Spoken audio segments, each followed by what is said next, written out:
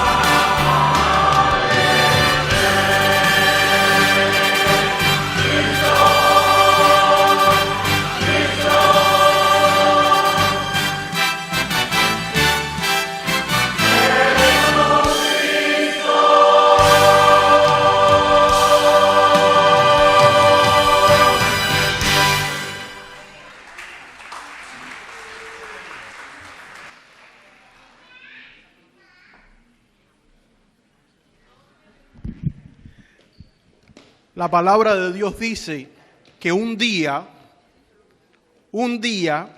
deja ver si estos niños me dejan bajar de aquí.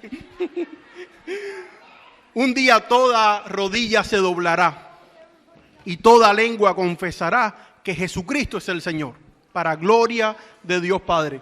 Todos los niños hasta 11 años, hoy hasta 11 años van a pasar acá. Hasta 11 años. Sí.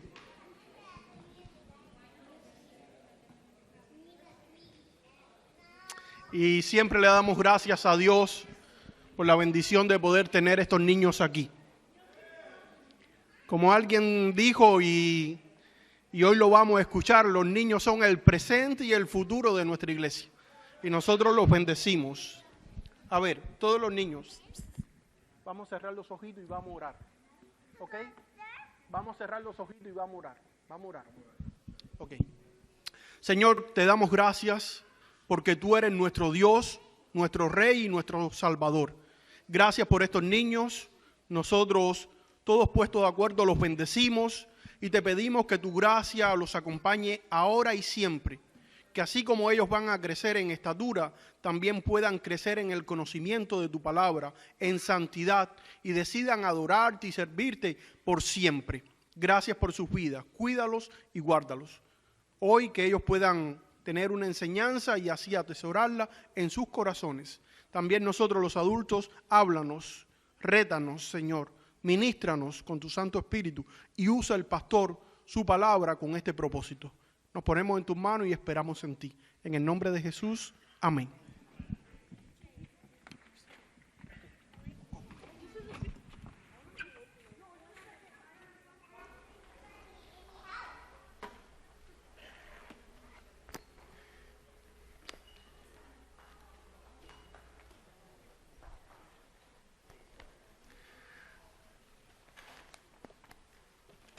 Les invito, mis hermanos, a buscar en la palabra de Dios, en el libro del Éxodo, segundo libro de la Biblia, capítulo 2, el versículo 6.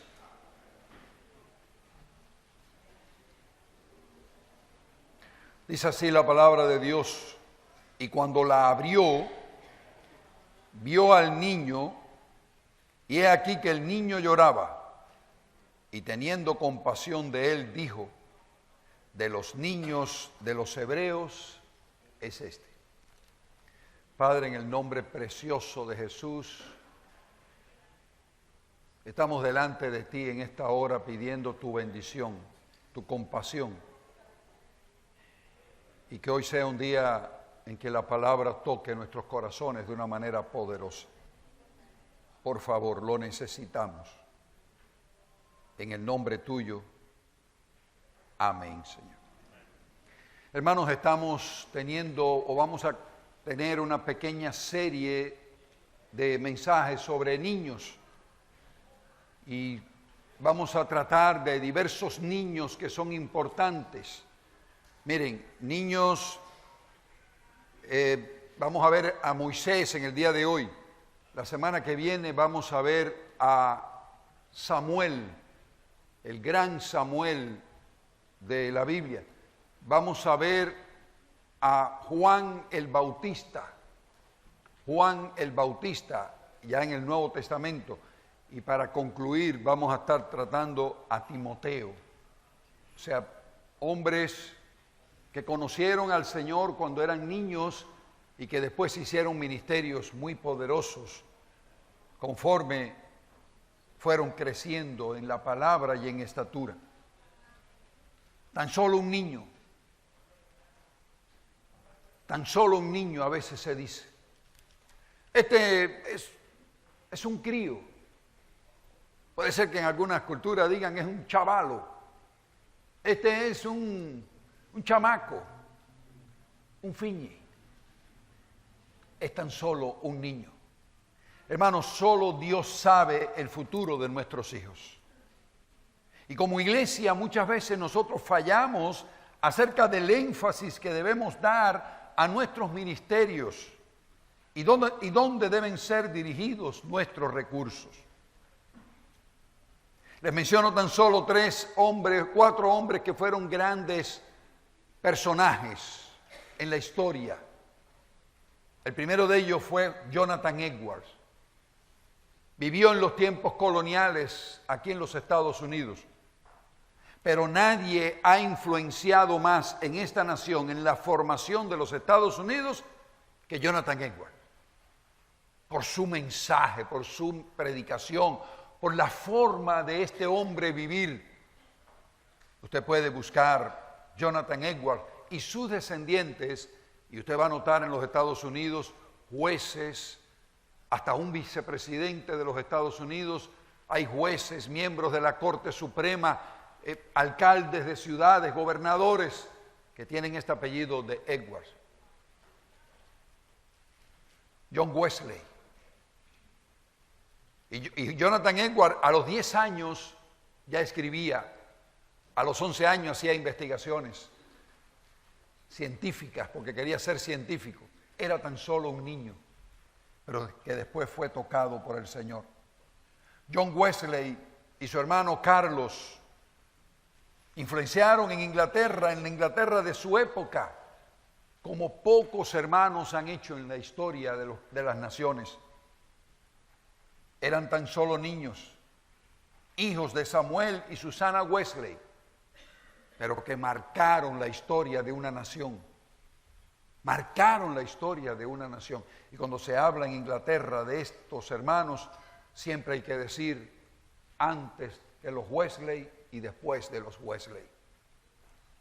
En Inglaterra también hubo un muchacho de finales del siglo XIX llamado Carlos Spurgeon o Charles Spurgeon.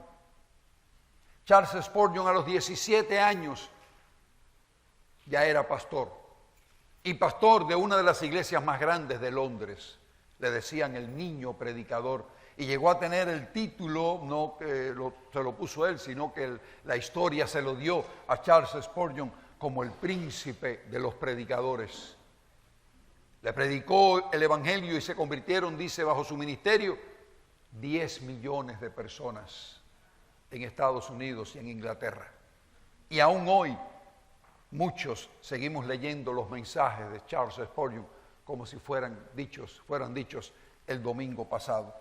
Y era tan solo un niño cuando conoció al Señor en una iglesia metodista de Londres, debajo de una nevada, o en una nevada donde nadie había ido a la iglesia, o muy pocos habían ido a la iglesia. El más grande predicador bautista cubano para mí, llamado Luis Manuel González Peña, conoció al Señor a los 9 años y fue llamado por el Dios a la predicación a los 9 años. Y aquellos que conocimos a González Peña sabemos que ese niño llegó a ser un hombre de Dios extraordinario y un hombre que impactó la vida de miles y miles y miles de personas. Las estadísticas dentro de la iglesia dicen que más de la mitad de los cristianos se convirtieron antes de cumplir 12 años. Otras fuentes dicen que llega esto hasta el 85%. Y unas estadísticas que estaba leyendo, mis hermanos, dicen que los pastores y líderes son, aquí en los Estados Unidos, entre un 70 y un 90% llegaron a Cristo mientras eran niños. Tan solo niños. Ahora, la pregunta que debemos hacernos nosotros como iglesia es, ¿qué podemos hacer para alcanzar a los niños con el Evangelio? ¿Qué podemos hacer? Bueno, a modo de introducción al tema de hoy, les presento 4 pequeñas ideas, 4 cosas que podemos hacer como iglesia. Primero, toda la iglesia, y particularmente sus líderes, la iglesia Getsemaní, debemos estar convencidos de que el ministerio infantil es el corazón de la iglesia. Puede ser que usted diga, bueno, el corazón de la iglesia es, qué sé yo, la escuela dominical, o es las misiones, o es esto o lo otro.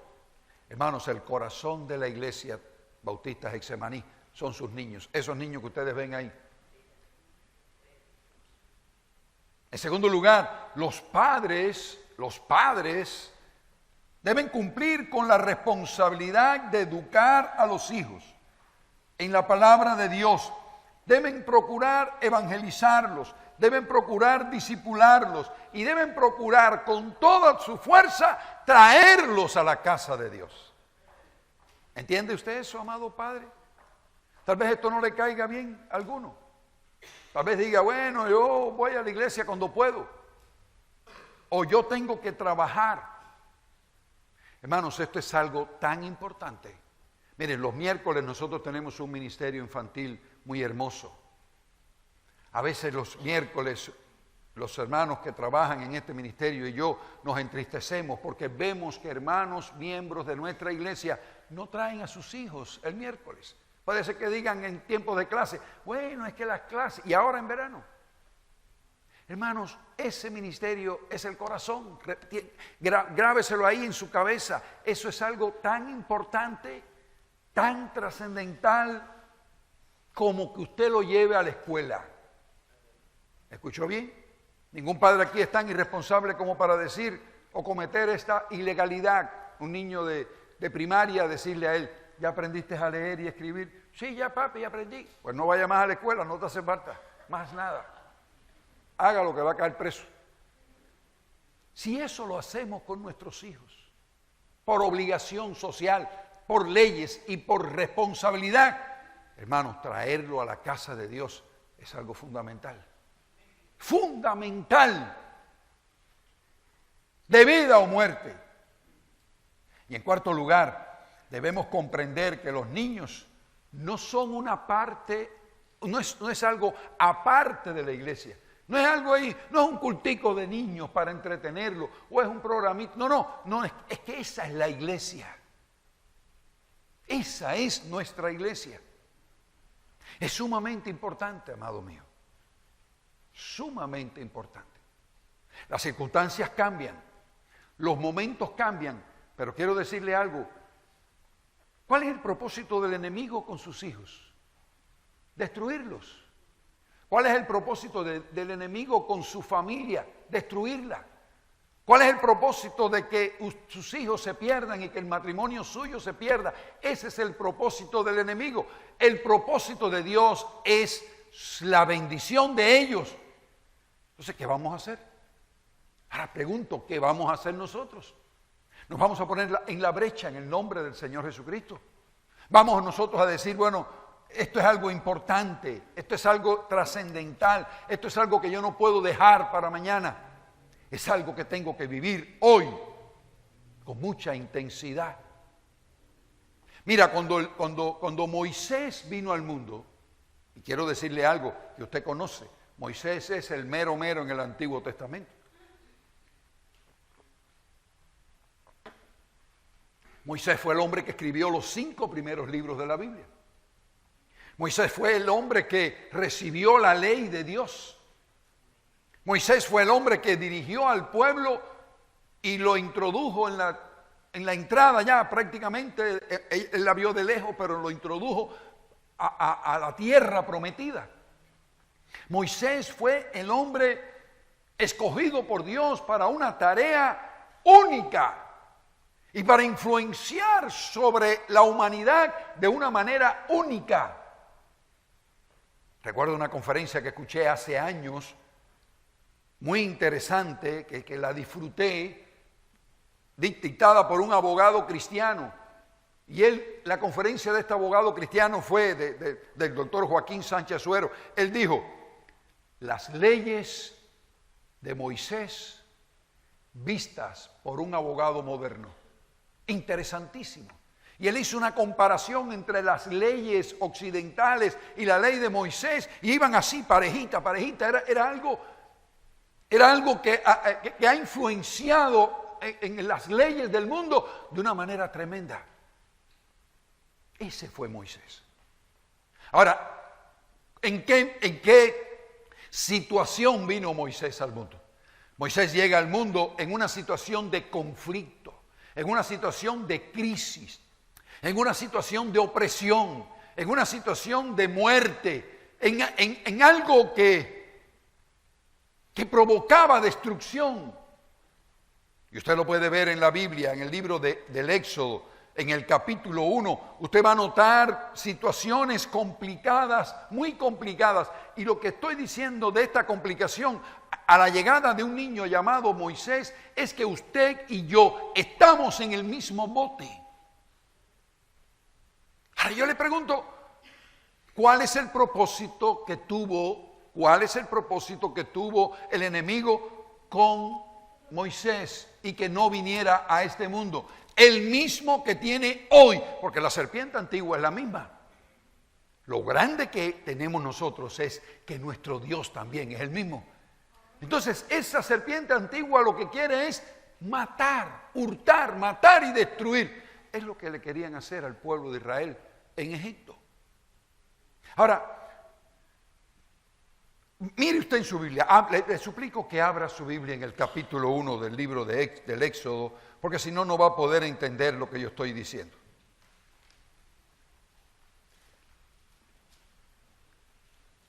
Dice el versículo 1 del capítulo 1 de Éxodo: estos son los nombres de los hijos de Israel que entraron en Egipto con Jacob.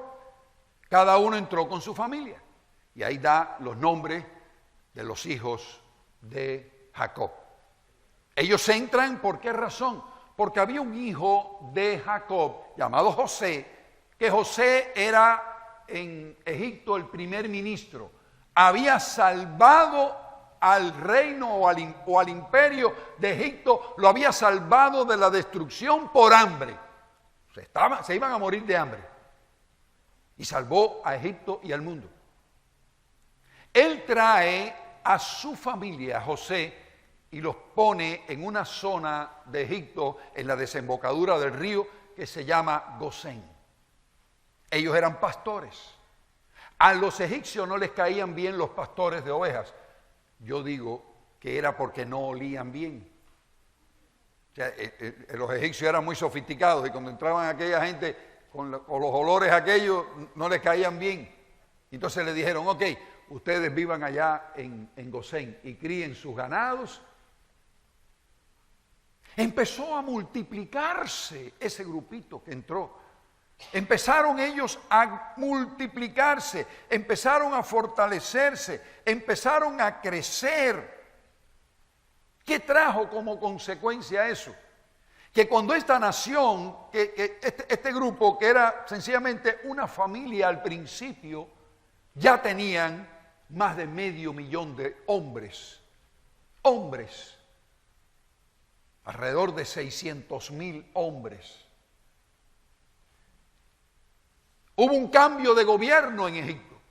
El gobierno que viene dice que no conocía al emperador de los tiempos de José. Era otra dinastía, vino otra dinastía que no conocía la historia de José y de su familia y lo que habían hecho. Y se hicieron el propósito, este nuevo rey, de someter a aquel pueblo que se había convertido en una amenaza, según él, no porque la Biblia lo dice, no eran realmente una amenaza, pero para él se habían convertido en una amenaza. Y este rey, dice aquí el capítulo 1, crea 3 estrategias para destruir al pueblo de Israel. 3 estrategias. Mira la primera estrategia. Versículo 11. Entonces pusieron sobre ellos a comisarios de tributos que los molestasen con sus cargas y edificaron para Faraón las ciudades de almacenaje de Pitón y Ramesés. El Faraón dijo, los voy a poner a trabajar como animales. Les voy a poner unas capataces que los van a reventar. Y esos hombres, cuando lleguen a sus casas, no van a tener fuerzas para nada. Esos hombres no van a poder tener hijos. Esos hombres los voy a reventar haciendo o construyendo. Esa se acabó, no prosperó. Porque dice el versículo 12, pero cuanto más los oprimían, tanto más se multiplicaban y crecían, de manera que los egipcios temían a los hijos de Israel. Cambia la estrategia entonces el rey Faraón y llama entonces a 2 escuelas de comadronas que había en Egipto. 2 escuelas, a la escuela de Cifra y a la escuela de Fua. Y les dijo a estas 2 comadronas y a sus comadronas asistentes, eran como decir dos colegios de comadronas, y les dice a ellas, el rey, el emperador les dice, cuando ustedes lleguen a una casa y asistan a una mujer hebrea, si es varón, tienen que matarlo. Si es hembra, la dejan vivir. ¿Cuál era el propósito? Matando a los varones, quedaban las hembras Las hembras se casaban con egipcios y se resolvía el problema. Entonces ya no habrían hebreos, sino serían egipcios. ¿Qué es lo que pasó, mis amados hermanos? Estas mujeres tuvieron temor de Dios. Y dice que ellas preservaron la vida de los niños. Versículo 17. Pero las parteras temieron a Dios y no hicieron como les mandó el rey de Egipto, sino que preservaron la vida de los niños. El segundo plan de exterminio fracasó. El tercer plan fue peor. Entonces Faraón dijo, bueno, voy a hacer una orden a todo egipcio. Todos los egipcios mandó a todo su pueblo diciendo, echad al río a todo hijo que nazca y a toda hija preservad la vida. Ya entonces no estaba metiendo a las parteras, estaba metiendo a cuanto egipcio.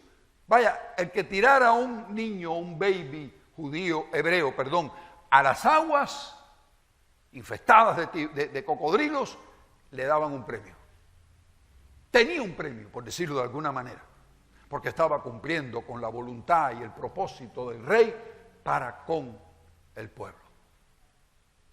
Hermanos, quiero que observes esto. Quiero que observes esto. Detenidamente, tú mires allí esa historia. No es una historia, es una historia para usted y para mí. ¿Qué es lo que estaba en juego? ¿Qué es lo que estaba en juego con esas órdenes de Faraón? Estaba en fuego la destrucción del proyecto de Dios. Porque el pueblo de Israel era el proyecto de Dios. Estaba en juego la corrupción del proyecto de Dios por medio de matrimonios mixtos. Estaba en juego la eliminación de la posibilidad del Mesías que vendría de ese pueblo. Estaba en juego la Biblia, estaba en juego todo el futuro de la iglesia, nuestro futuro, nuestro presente y nuestro futuro. Todo estaba en juego, todo el proyecto de fe de Dios estaba en juego. Y esta gente querían destruirlo. Ahora, yo le pregunto, ¿no es lo mismo hoy? ¿No es lo mismo que se levanta hoy? ¿No es lo mismo que sucede hoy con un niño, con una niña? ¿Qué es lo que quieren los enemigos de no de la nación, de los enemigos de la fe? ¿Qué es lo que quieren? Lo mismo. Quieren corromper, quieren destruir, quieren matar, quieren acabar, quieren eliminar toda posibilidad de que haya futuro para la iglesia de Jesucristo y para la fe y para su familia y para mi familia. Así que estamos en la misma situación. Tal vez no tan violenta desde el punto de vista de lo sanguinario o de la muerte, pero sí de la realidad y del propósito al cual se quiere llegar. En medio de ese cuadro complicado, entonces entra en acción una familia. Entra un niño. ¡Qué cosa tan tremenda! En el Nuevo Testamento empieza ¿con qué? Con el nacimiento de un niño. El Nuevo Testamento empieza con un ángel diciéndole a una virgen llamada María, María, llena de gracia eres, bienaventurada eres. Le da una visión a María y ella creyó que aquel niño que nacería sería el Salvador del mundo. Hermanos, aunque la Biblia no lo dice, aunque no lo dice aquí, yo lo creo. Hubo una pareja que también les pasó lo mismo. Y era la pareja formada por Amram y por Jocabed. Y esta pareja tuvieron un niño. Y el Señor le dijo, no lo dice aquí, pero lo deja ver el libro de Hebreos en el capítulo 11, que esta mujer, Jocabed, también tuvo la misma visión. Y el Señor le dijo, ese niño va a ser el Salvador. Hermano, ¿te das cuenta cómo el Antiguo Testamento y el Nuevo Testamento es como si fuera lo mismo? ¿Cómo el enemigo es el mismo? ¿Cómo se llamaba el enemigo de Jesús, de María y de José? Herodes. Herodes el Grande. ¿Cómo se llamaba el enemigo? Se llamaba Augusto César, allá en Roma, dictando, haciendo resoluciones, edictos que prometían la destrucción del pueblo de Israel. ¿Quiénes eran los mismos? El propósito era el mismo. En el caso de Moisés, que el pueblo fuera destruido. En el caso de Jesús, que usted y yo, el pueblo de la fe que vendría después de Cristo, también fuera destruido.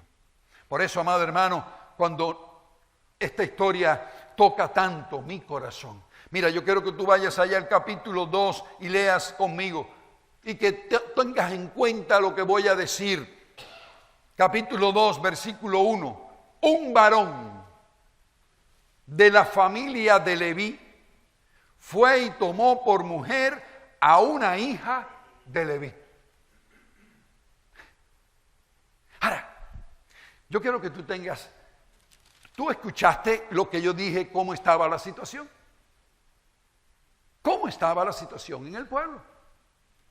¿Cómo estaba la situación social? ¿Cómo estaba la situación política? ¿Cómo estaba la situación de opresión? ¿Cómo estaba toda la situación?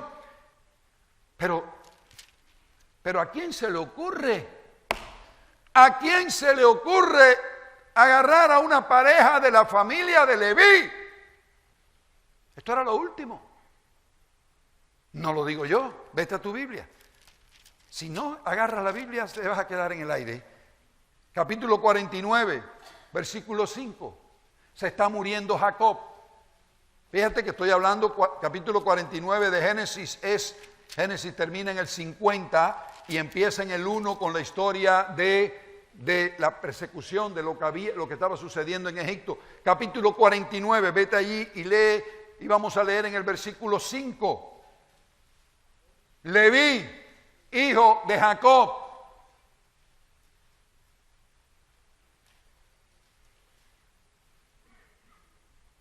Simeón y Leví son hermanos, armas de iniquidad sus armas.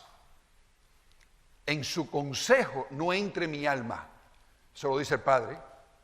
En su consejo no entre mi alma, ni mi espíritu se junte en su compañía. Porque en su furor mataron hombres, y en su temeridad desarretaron toros. Esta es una palabra bonita de Reina y Valera, pero la palabra original es: en su temeridad le cortaron las patas a los animales. O sea, era tal el furor que tenían y el odio que tenían estos dos muchachos, que los habitantes de Siquén, ellos se llevaron el toro que no podían llevarse, le cortaban las patas. Y ahí se quedaban los animales hasta que se desangraban. En su temeridad desarretaron toros. Maldito su furor, que fue fiero, y su ira, que fue dura. Yo los apartaré en Jacob y los esparciré en Israel. Hermano, ¿te das cuenta de lo que está diciendo? Y después, un par de hojas después, dice: un varón de la familia de Leví y una mujer de la familia de Leví se casan y tienen un niño. Eso es la gracia de Dios. Eso es la gracia de Dios. No tiene otro nombre. O sea, puede ser que usted dijera: bueno, el Señor, pues es pura gracia. La gracia del Señor es el favor inmerecido que Dios nos da. Por eso, hermano, cuando usted piense en sus hijos, no piense en su familia. Usted no tiene una familia, usted es un hijo de Dios. O sea, sus antepasados poco importan. Usted es un hijo de Dios. Cuando yo leo eso, cuando leía esto, me tocaba el corazón de una manera tremenda. ¿Por qué razón, mis hermanos? Porque ese niño que nació y que sería el libertador del pueblo de Israel, hijo de Jocabed, e hijo de Amram. El nombre de Amram significa pueblo exaltado, y el nombre de Jocabed, Dios es gloria. Esta pareja, con ellos hay otra historia de la familia de Leví.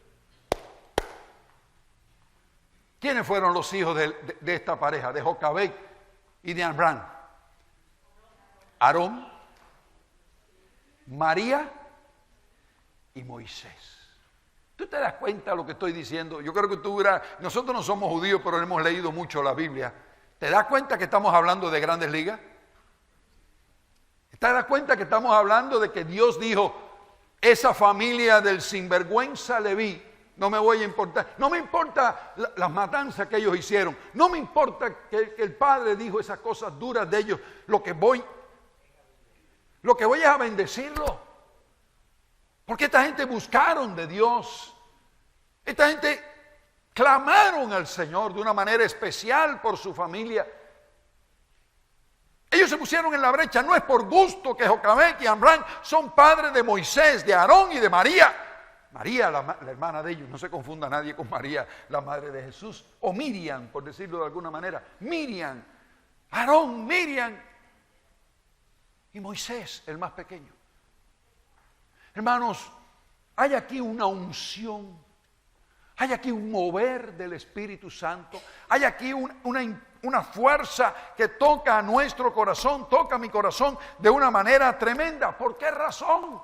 Porque no merecían ellos tal bendición, pero Dios se la dio, rompiendo con toda maldición del pasado, con la maldición del mismísimo Jacob.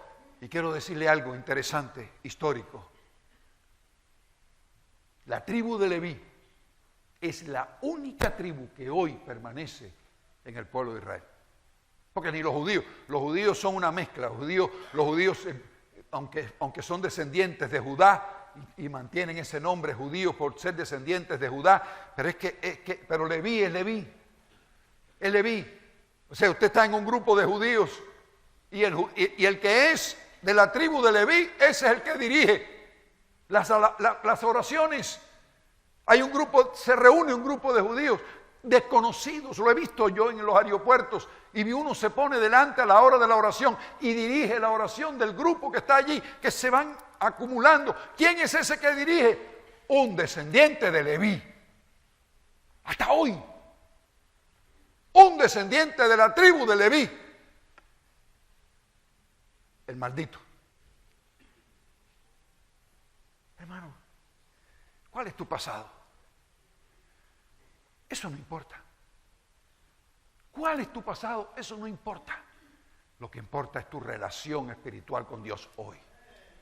Y que tú te pongas en la brecha por tu familia, como hizo Jocabed e hizo Amram. Se pusieron en la brecha por sus hijos. Oraron y encomendaron a su hijo a la bendición de Dios, a la protección de Dios. Y eso trajo resultados. Resultados evidentes en la Escritura y en la historia. En la historia. Ahora, nadie se confunda, porque Dios es justo y nadie se confunda. Nadie crea que Moisés, por ser el niño lindo que fue rescatado de las aguas, no, nadie se confunda.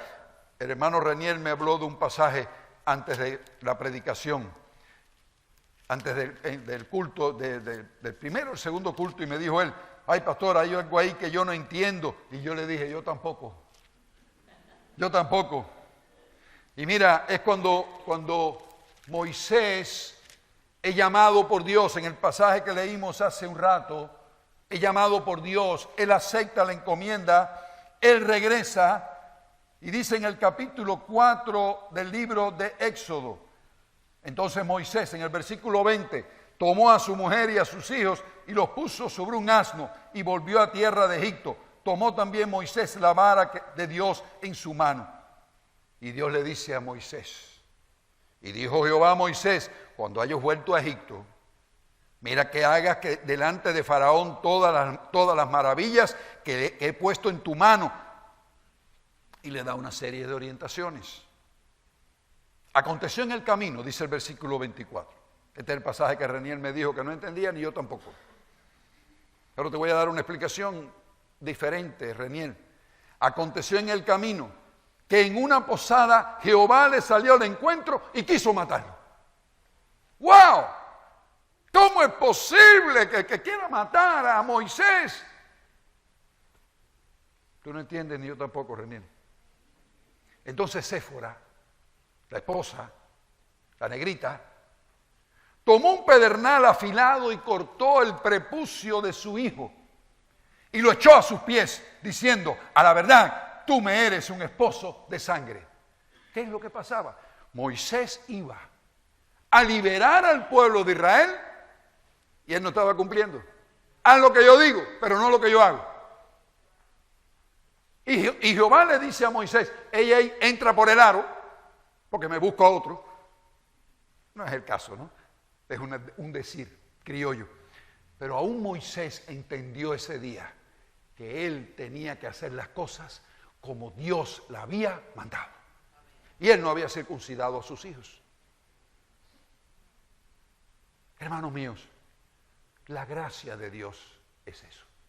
La gracia de Dios nos toma de la nada, nos hace sus hijos, pero para vivir conforme a quién, a la voluntad y a la palabra de Dios. Hermanos, no le podemos echar la culpa al mundo, no le podemos echar la culpa al faraón, no le podemos echar la culpa a los comisarios, no le podemos echar la culpa a las parteras, no le podemos echar la culpa a la sociedad en la cual nosotros vivimos. Somos nosotros los que tenemos que ponernos en la brecha por nuestra familia. Somos nosotros los que tenemos que orar.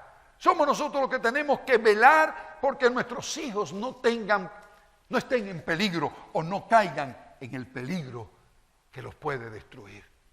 Hermanos, eso es importante. Eso es trascendental. Eso es maravilloso. Cuando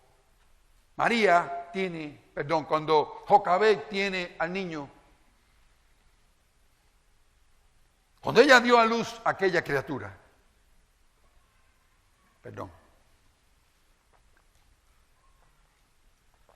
que repito, la Biblia no lo dice, pero lo digo yo, lo asumo, que ella había tenido una visión de que aquel niño iba a ser algo grande.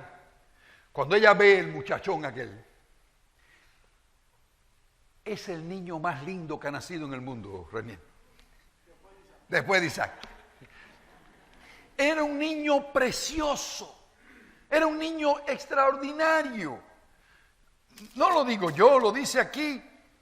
Concibió y dio a luz un hijo, y viéndole que era hermoso, le tuvo escondido 3 meses. Era una hermosura especial.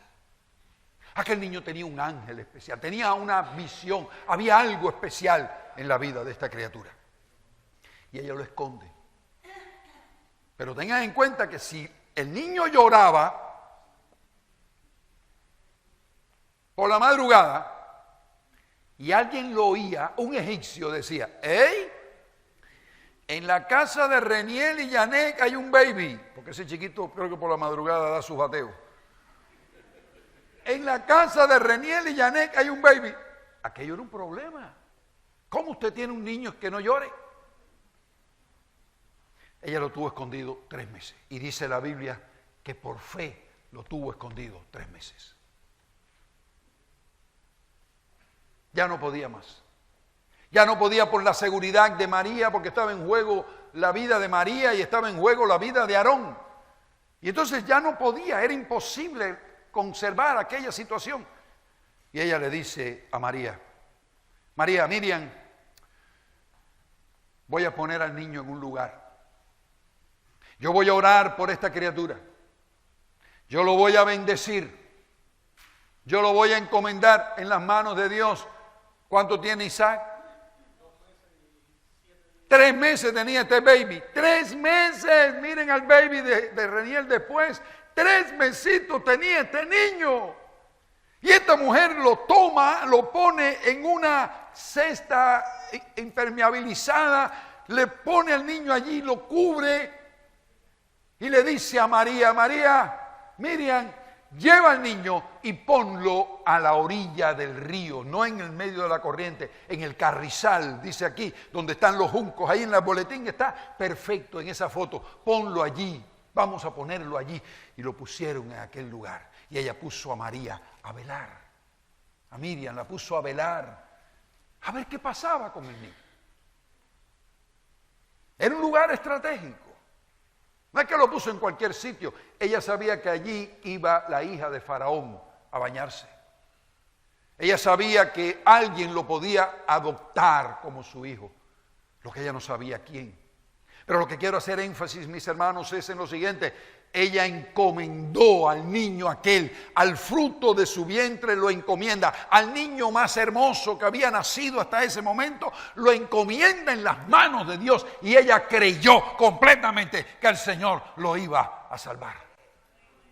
Hermanos, tenemos esa convicción nosotros. ¿Has tú puesto a tu hijo en las manos de Dios de esa manera? Señor, tú lo vas a proteger de los cocodrilos, tú lo vas a proteger de la corriente, tú lo vas a proteger del edicto, tú lo vas a proteger de cualquiera que pase y diga, esto es un hebreo, tíralo para el medio del río a que se ahogue, tú lo vas a proteger de todo. Señor, tú sabes que yo tengo esto en mi corazón, tú sabes, oh Señor, no mires mi pasado, no mires que nosotros somos de la tribu de Leví, no mires quiénes fueron mis antepasados, tú conoces mi corazón y tú sabes mi presente y tú lo vas a bendecir. Hermanos, eso es importante, porque Dios escucha la oración. Dios escucha la oración de una familia desesperada. Porque esto es una historia que se le cuenta a los niños, a lo mejor se la están contando ahora a los niños de una manera bonita, una manera que no los traumatice. Pero hermanos, esto es un trauma, esto es algo terrible, esto es una historia llena de sufrimientos. Lo encuentra la hija de Faraón, manda a una criadita que lo trajera, la muchacha lo trae, Miriam mirando, se quita, la hermana, cuando abre los pañales, el niño está llorando. Y ella dice, este es un niño de los hebreos. Pregunto, ¿por qué sabría ella que es de los hebreos? ¿Por qué? Le voy a dar mi opinión. No es nada que lo dice ahí, es como yo me lo imagino. El niño estaba circuncidado. El niño estaba circuncidado. Porque ya tenía 3 meses, ya había pasado el tiempo de la circuncisión. Y Jocabed y Amram eran gente temerosas de Dios. El niño estaba circuncidado. El niño era hermoso. ¿Cómo decían las parteras cuando le dijeron a Faraón? Que Faraón le dijo, ¿por qué no mataron a los niños? Es que esas mujeres son muy fuertes y esos niños son muy fuertes. Y cuando nosotros llegamos ya los muchachos están corriendo. Por decirlo. Aquel niño era fuerte. Aquel niño era hermoso. Aquel niño estaba circuncidado. Aquel niño tenía todos los atributos de protección y de bendición de parte de Dios para aquella criatura. Es un hebreo. Es un hebreo. Por lo tanto, era un descendiente de Eber. Era un descendiente de Noé por la línea de Sem. Y era alguien que tenía la bendición de Sem, o de Noé para con Sem. Y dice que Noé le dijo, cuando bendice a sus hijos, le da la bendición a ellos y les dice que, estamos allá en la historia, en el capítulo 8 del libro de Génesis, capítulo 9, perdón, cuando le dice en el versículo 26, dijo más, bendito por Jehová mi Dios, sea Sem. De Sem viene Eber, la familia de Eber, de ahí viene el nombre Eber, vienen los hebreos. Quítenle la H, esa H la inventaron en castellano después, ahí no había H, era Eber, sin H. y con B corta. Sería el nombre perfecto, no el que aparece que es Eber con H y con B alta aquí en la Biblia, la versión castellana nuestra. Pero descendía de Eber, de Sem, y de la bendición que Dios le da a Sem, de los semitas, de donde vendría el Mesías del mundo. Mis hermanos, termino esta predicación de hoy. Termino, mi amado hermano, porque era un niño, tan solo un niño. Era un niño hebreo, hijo de Eber, por decirlo de alguna manera. Y Eber, su nombre significa el extranjero, el que viene del otro lado, el que viene de otro lugar. Era un niño hermoso, era un niño especial, era un niño que cuando creció después, dice el libro de Hebreos que cuando nació fue escondido por sus padres por 3 meses, porque le vieron niño hermoso y no temieron el decreto del rey. Por la fe Moisés, hecho ya grande, rehusó llamarse hijo de la hija de Faraón, escogiendo antes el maltrato con el pueblo de Dios que gozar de los deleites temporales del pecado. Ese hombre llamado Moisés, que antes había sido un niño abandonado, un niño desvalido, pero un niño protegido por Dios, puede ser también tu historia hoy. Lo que quiero que tú medites un poquito, mi amado hermano, es en lo siguiente. Lo que quiero que usted medite un poquitico en este día es en lo siguiente.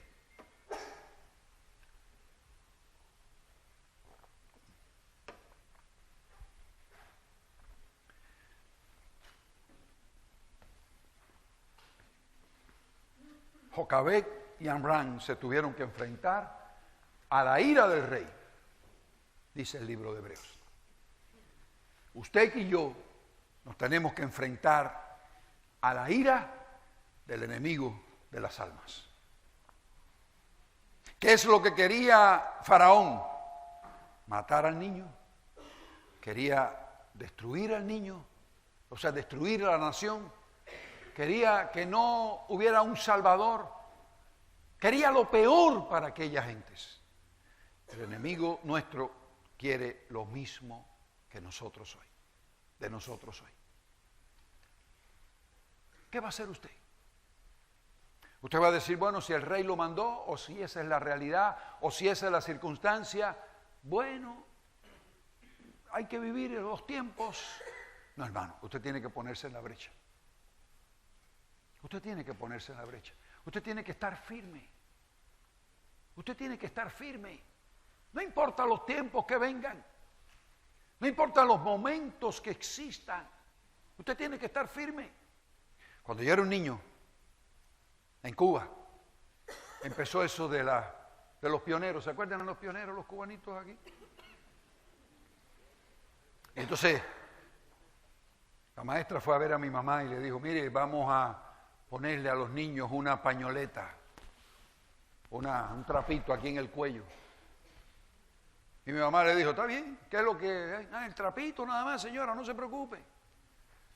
Pero cuando mi mamá escuchó el lema de los pioneros, el lema decía, pioneros por el comunismo, seremos como el Che. Me quitó el trapo y nunca más me lo puse. Y cuando la maestra venía, no, él es por Cristo y va a ser como Jesucristo. Y se acabó, aquí no hay más nada que hablar.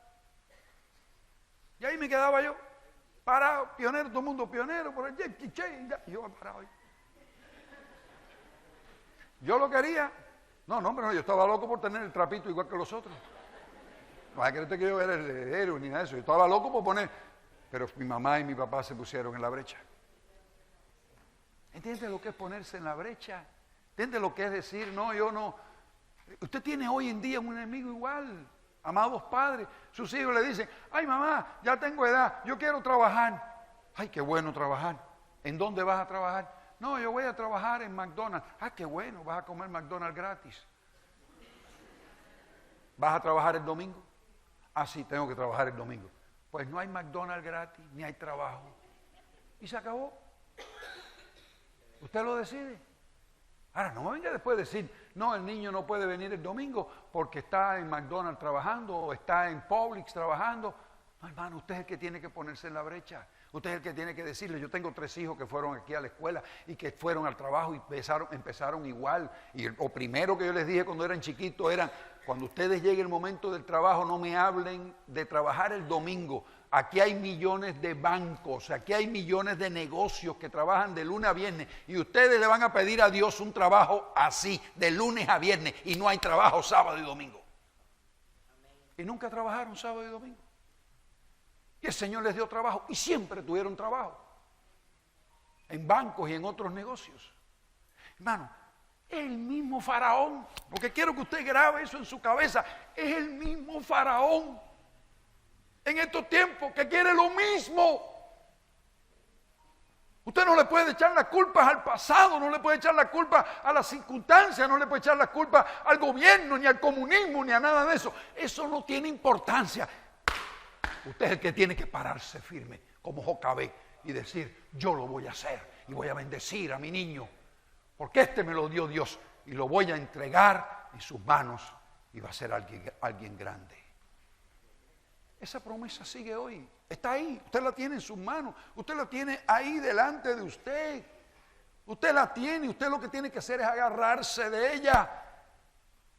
No hay otra, no hay otra. Lo otro sería apelar ya a la misericordia de Dios y decir, bueno, Señor, pasará lo que pasará con la vida de esta criatura. Pero tiene que pensar como pensaron aquellos hombres. Yo y mi casa serviremos a Jehová. Y el mundo que me rodea es tan malo como el mundo de la época de Moisés. Y lo que quieren es echar a mis hijos a los cocodrilos. Y lo que quieren es destruir a mi futuro. Lo que quieren es destruir el legado que yo voy a dejar en el mundo. Que Dios nos guarde, mis amados hermanos. Que Dios lo bendiga de todo corazón. A todos los padres que están aquí. No lo tome a mal. No vaya a decir, mire, el pastor habló y dijo cosas que no son verdad. No es la palabra de Dios. Es lo que usted necesita escuchar. Es lo que va a garantizar su presente y va a garantizar su futuro. Es lo que va a dar una posibilidad de que su pasado sea roto. No importa lo que usted fue. Es lo que usted es en Cristo Jesús. Vamos a orar. Vamos a inclinar nuestras cabezas para orar.